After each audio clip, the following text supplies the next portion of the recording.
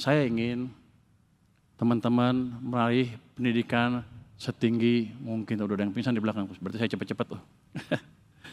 Sebagai pengelola keuangan negara, Kemenq menjadi penggerak ekonomi nasional yang memastikan setiap kebijakan mendorong pertumbuhan, membuka lapangan kerja, dan meningkatkan kesejahteraan seluruh masyarakat.